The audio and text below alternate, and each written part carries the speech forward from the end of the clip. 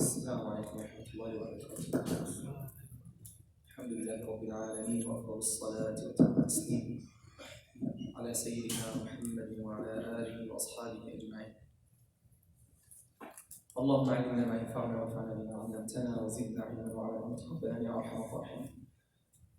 We are still by Allah subhanahu wa ta'ala's blessings in this blessed month, or this sacred month of Al-Muharram, which is the first month in the Muslim or Islamic Hijri calendar.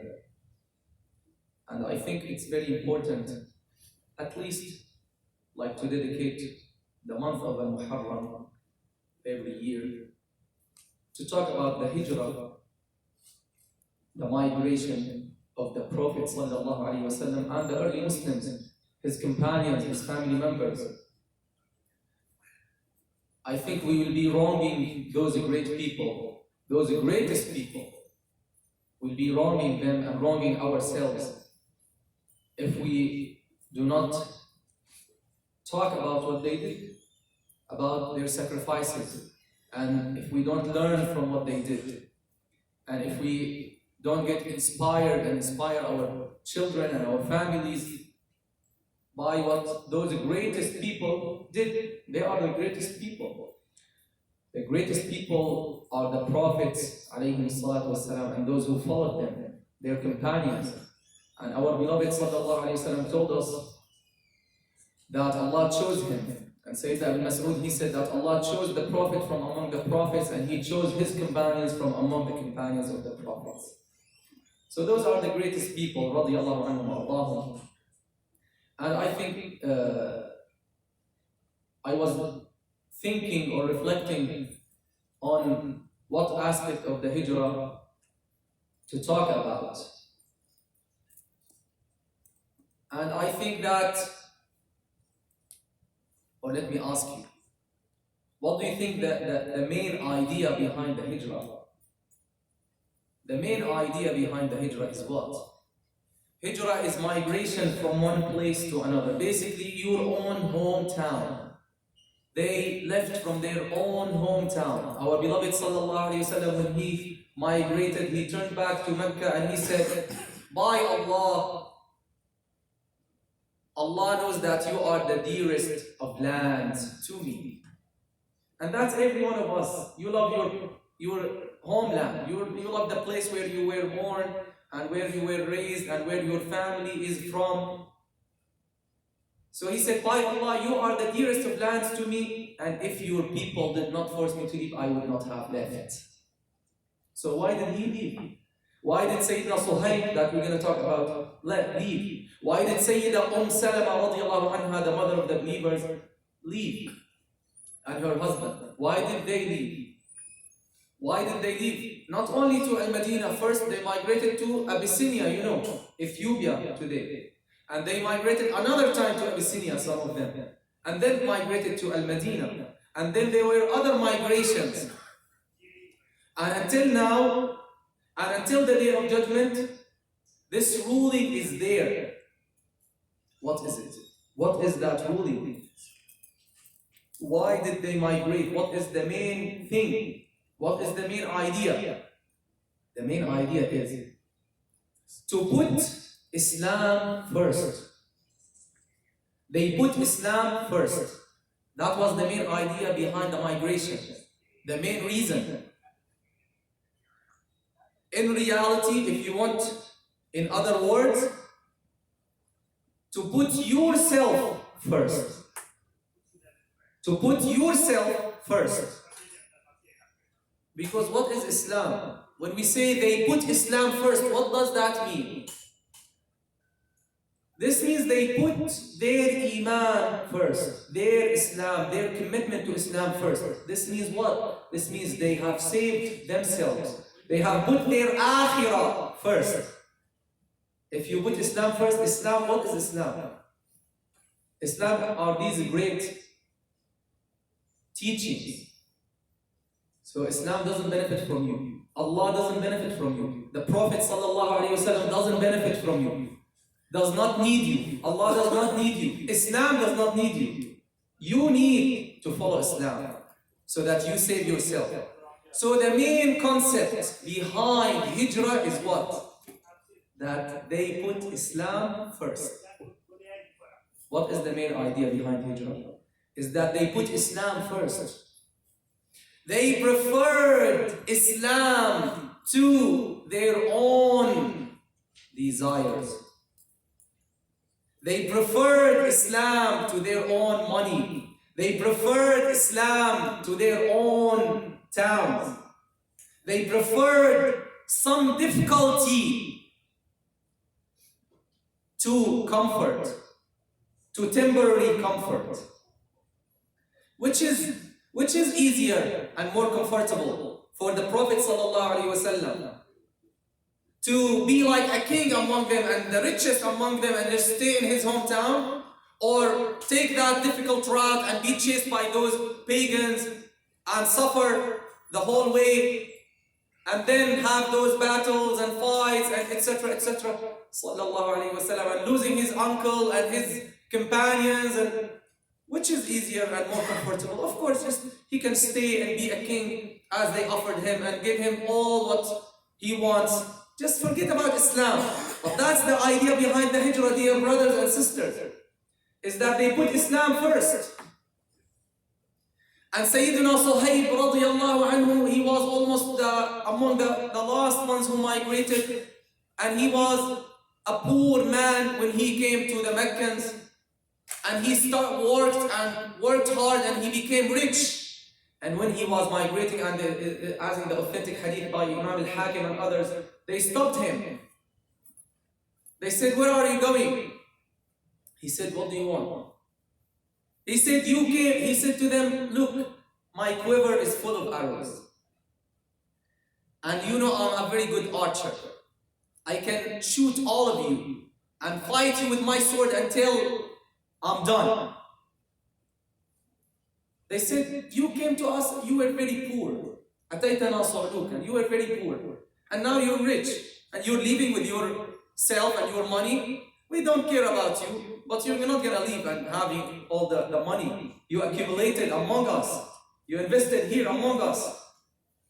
He said, "Well, if I give you your money, will you leave me?" They said, "We'll leave you. We don't have anything to do with you." He said, "Okay, here you go." That is the idea behind the Hijrah again, dear brothers and sisters. That to put Islam first. And in reality, what did he do, radiallahu anhu Allah? Did he win or he lost? He lose. Did he win or did he lose? Materialistically, he lost, right? And that's the point. They put Islam first. In reality, he won. Because this worldly life is very short, is very temporary, will not last. So that's what I'm telling you. To put Islam first means to put yourself first. In what sense? To prefer your own real, eternal life to this temporary life. To love yourself. Every person loves himself. But we are sometimes deceived. We do some things, we think we're doing it because we love ourselves, but in reality we're deceiving ourselves. So for example, when you are selling alcohol in your store, or cigarettes, for example, or lottery, and you think you're loving yourself and you're benefiting yourself, in reality, you're deceiving yourself. You're losing. You're gonna torture yourself. Because that's a sin, right? And that's not only a sin, and that's the thing that I always say, that's a double sin. When you are in a place where Muslims are a minority, and you do these public sins, you'll get a double sin. Number one, because that's a sin by itself, and number two, because you're giving a bad picture to Islam and Muslims.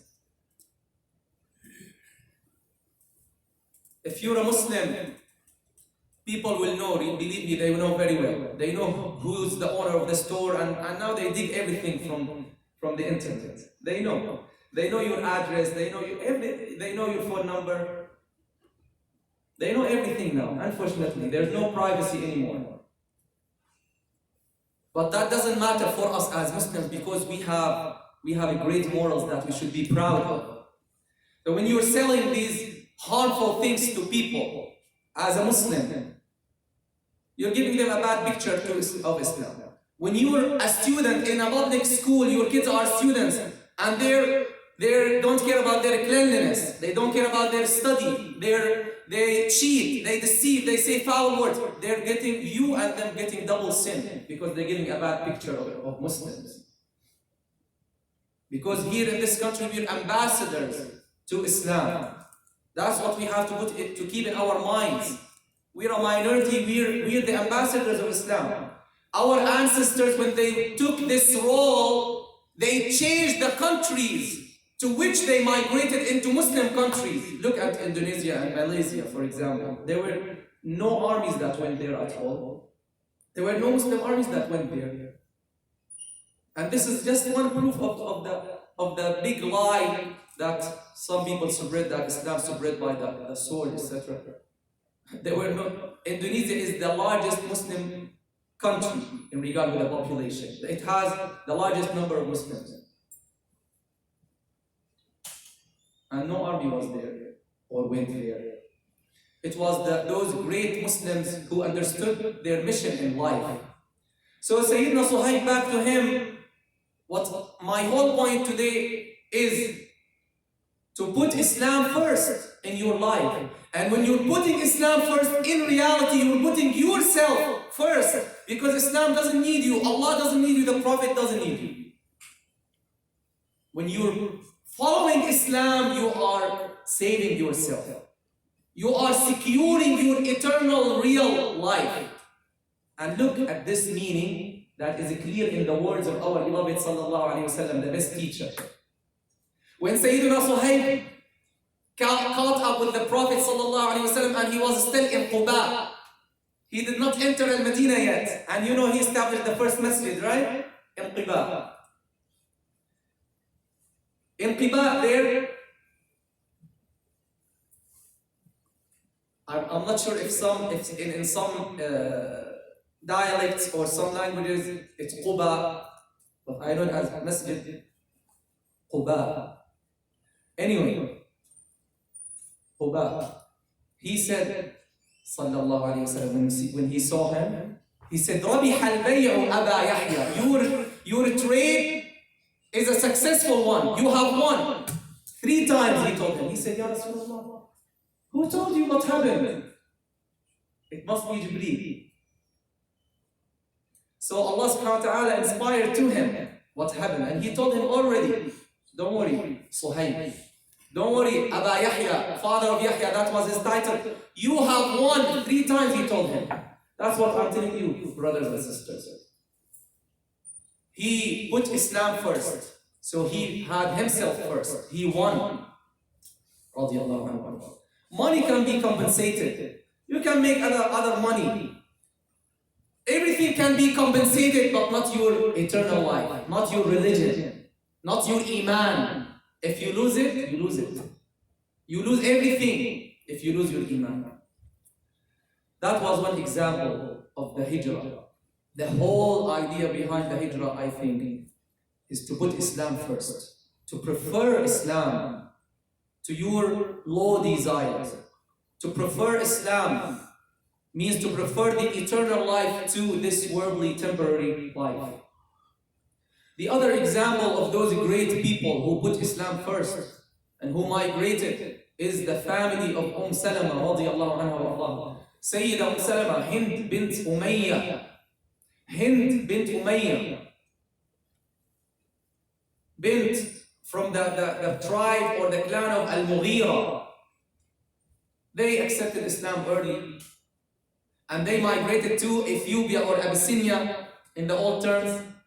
So they already suffered the migration.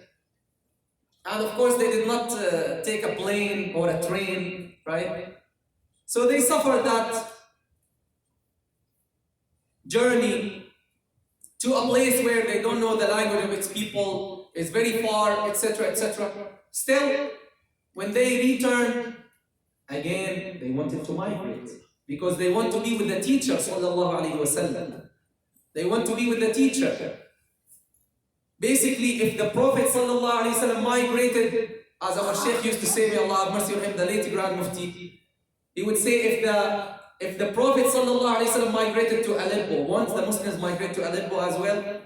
So another point of the hijrah basically is to be with the teacher, to be with the guide, with the mentor, sallallahu alaihi wasallam. And now Muslims, unfortunately, they're unaware of the importance of teachers and mentors.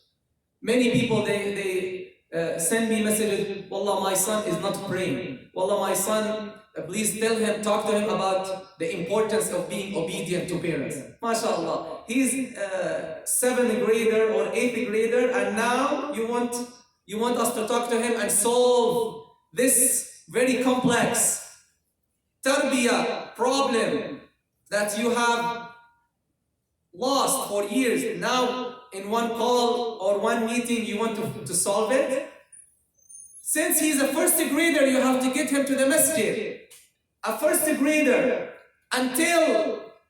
not until he is college, until he dies, you should teach him to stay and keep coming to the masjid because knowledge and learning doesn't end. You and him and your family members, you need to bring them to the masjid to learn, especially your wives. Our wives, we have to give them the right. It's not good to just let them sit on the internet and learn from here and there, where there are so many false preachers or teachers and so much false information. You have to take them and bring them to people who are trustworthy and let them learn so that they teach your kids. And don't let the TV teach them. So this is a long process. This is a tarbiyah process. If you don't take care of them in every stage, especially when they are like 6, 7. This is the most critical, 6, 7, 8 graders, when they're turning adult. This is the most important. But it doesn't start from there, you have to start earlier. When they're kindergarten, bring them. When they're preschool, bring them. We have preschool classes in the Sunday school. From preschool, they start building this personality and these great teachings, bit by bit. And then some of them, and this is a very common mistake, brothers and sisters, and please be aware of it. When his son or daughter is a 7th grader, she has been in Sunday school, mashallah, for 7 years, she graduated. SubhanAllah. Wallahi, now is the most needed time, brother. Sister, is the most needed time. Parents, this is the most needed time when they're 7 and 8. Now they're turning to a new stage in their life. Now they will be hearing those ideas about atheism and about evolution and about those things. Now they will be started hearing those doubts and those questions and those lies that people make about Islam. We cannot teach them these things in 5th grade and 6th grade and 4th grade. Right? So it's extremely important that keep your kids coming. We have our Sunday school is open until college. We can get college students, they're welcome. And there are classes that suit them. So back to the family of Salama, an ideal family. They wanted to migrate again, to be with the teacher, sallallahu alayhi wasallam. And the family of the tribe or the clan of Salama, Banu al-Mughira, they came to Abu Salama. They're having their son Salama. They said, where are you going?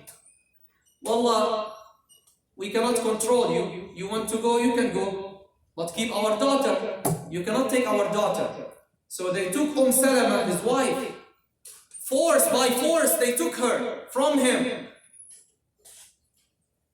Now what can he do? He has now 2 choices. Again, hijrah is to put Islam first. Is to put yourself first, your real life first, your salvation first. He migrated. And now, Salama and her clan, they want to go take Salama and Salama. Now the family or the clan of Abu Salama, they came to them and said, well, this son is ours. He's Abu Salama's son, so we have to take him. And her clan said, no, we have to take him now. These two groups, they're pulling the child. This is not fiction.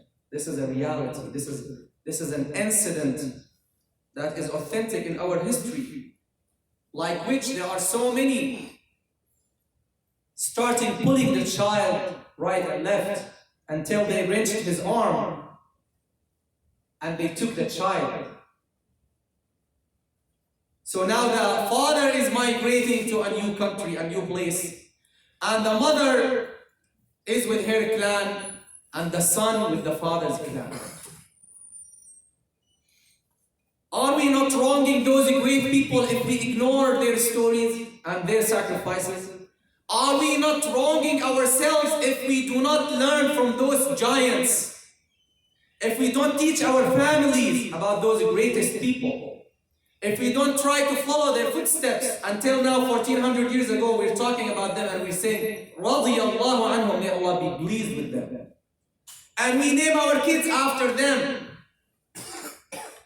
Sayyida Salama radiallahu anha, she showed patience. She put Islam first. Sayyiduna Abu Salama put Islam first. The whole idea of migration, put Islam first. Put yourself first. Put your eternal life first. One whole year she would go to the outskirts of Mecca and cry and weep over her situation. But that was the true jihad, that they showed the patience and perseverance and persistence on the truth. Because they realized this life, how long will it last? 100 years? Okay, then what? Then they realized they have yaqeen. Yaqeen means certainty that we're going to the real life. These sacrifices will bear fruit. We will win. So they showed patience until a man who had some mercy in his heart, he felt pity for her and he mediated until her clan allowed her to go and follow her husband. Then the family or the clan of her husband also felt pity and their hearts moved and they allowed her to take her son, and she followed and she caught up with her husband. This lady, their sacrifices did not end there. In one of the battles also, after some of the battles, she lost Abu Salama, and Rasulullah sallallahu alayhi wa sallam told her, say, Inna lillah wa inna ilayhi raji'un. To Allah we belong, and to Him we shall return. And whoever says this, Allah will compensate him for his calamity and give him better. Then she said, who is better than Abu Salama? Who is better than Abu Salama? But again, when you have certainty in your heart and say these words with certainty, these words of the Prophet ﷺ are not to be tried or tested. Allah la yujarrab means you cannot say, oh, let me see this dua, maybe it will work. It won't work with you, because the dua needs certainty. If you say the dua or the request, when Rasulullah said sallallahu alayhi wa sallam, if you say this will happen. If you don't do it with certainty and belief, you will not benefit from it. So she said it with certainty, and Allah sent her someone who is better than Abu Salama. That was Rasulullah sallallahu alayhi wa sallam himself, who got married to her. And she became the mother of the believers. Again, this family put Islam first, dear brothers and sisters. These are just few examples of those greatest people. The whole idea of migration, whether of the prophets like Sayyiduna Muhammad sallallahu alayhi wa sallam and Sayyiduna Musa and Sayyiduna Ibrahim, all those prophets made hijrah. Or whether their companions like Sayyiduna and the family members of the Prophet like Sayyiduna Hussein radiallahu anhu, whom we remember also these days, whom is being ignored by the vast majority of sheikhs, of the Sunni sheikhs, unfortunately, who is a great school by himself, and we're not even mentioning his sacrifices, or those people who followed later or came before, like the people of Al-Kahf, the youth of Al-Kahf, that we read their story every Friday. Also they migrated. So migration is a concept with all those people who had faith. They sacrifice these worldly things to keep their faith first, to keep their Islam and submission to Allah first. That is the thing that will make them first. That is the thing that will give them the eternal life. How do you do that? How do you put Islam first when you are faced with two options in your life, in your workplace, anywhere? You have to choose Islam, to choose to follow Islam, to follow Allah subhanahu wa ta'ala and His Messenger sallallahu alayhi wa sallam. In that way, you're truly migrating. Because hijrah is to desert and leave. To leave what Allah doesn't love and go to what Allah loves. To leave what Allah doesn't love and choose what Allah and His Messenger sallallahu alayhi wa sallam love. That is hijrah. And this is why He said sallallahu alayhi wa sallam in the authentic hadith, Al-Muhajir man hajara al-dhunub. The muhajir is the one who deserts and leaves and quits the sin. May Allah subhanahu wa ta'ala make us of those who listen to the speech and follow its best, and follow the path of those greatest people who put Islam first. May Allah help us against our desires to choose what is first, what is best for us, what is eternal over what is temporal or temporary. May Allah subhanahu wa ta'ala help us, and may Allah subhanahu wa ta'ala give relief to our brothers and sisters who are suffering everywhere. Allahumma salli wa sallam wa barik ala Sayyidina Muhammad wa alihi wa sahbihi wa sallim walhamdulillahi rabbil alamin.